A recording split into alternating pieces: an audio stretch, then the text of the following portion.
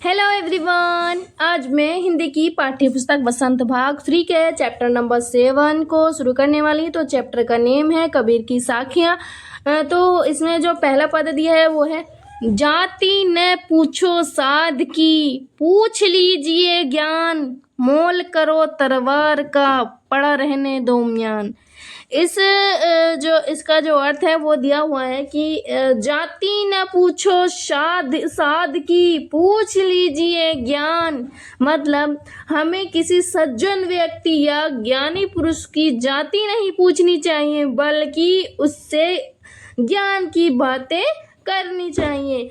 मोल करो तरवार का, पड़ा रहने दो म्यान। मतलब हम तलवार खरीदते समय, जैसे हम तलवार खरीदते समय उसकी धार देखते हैं, ना कि उसकी म्यान मतलब कवर, उसी तरह हमें व्यक्ति के ज्ञान को महत्व देना चाहिए, ना कि उसकी जाति को। और अगला जो पद है वो दिया हुआ है, आवत गारी एक है, उल्टत होई अनेक, कह कबीर नहीं उल्टिए, वहीं एक की एक। मतलब अवगत गारी एक है, उल्टत होई अनेक। मतलब जब कोई हमें गाली देता है तो वह एक ही होती है, लेकिन अगर हम हम जवाब में उसे भी गाली दे तो वह एक से बढ़कर कई हो जाती हैं। और अगली जो लाइन है इसका जो अर्थ है, कह कबीर नहीं उल्टी एक, वहीं एक की एक। मतलब कबीर कहते हैं कि अगर तुम गाली का जवाब गाली से न दो तो वह एक की एक ही रह जाती है और आप बात आगे नहीं बढ़ेगी। अगला जो इसमें अगला जो पद है वो दिया हुआ है, माली तो कर में फिरे, जी भी फिरे मुँह माही, मनुवा तो दहू दिसी फिरे, यह तो सुमिरन नाही। मतलब इसमें दिया हुआ है, माला तो कर में फिरे, जीव फिरे मुँह माही। मतलब व्यक्ति के हाथ में माला घूमती रहती है और उसके मुँह में जीव राम नाम का जाप करती रहती है। और अगला पद दिया हुआ है, मनुवा तो दहू दिसी फिरे, यह तो सुमिरन नाही। लेकिन अगर उसका मन 10 दिशाओं से भटक रहा हो तो यह भगवान का सच्चा भजन नहीं हो सकता। सुमिरत मतलब भजन नहीं है, सच्चा भजन मन की एकाग्रता से होता है। चौथा पद दिया हुआ है इसमें, कबीर घास ना नींद ये, जो पाऊं तली होए, उड़ी पड़े जब आँखी में खरी दुहेली होए। मतलब इसमें दिया हुआ है,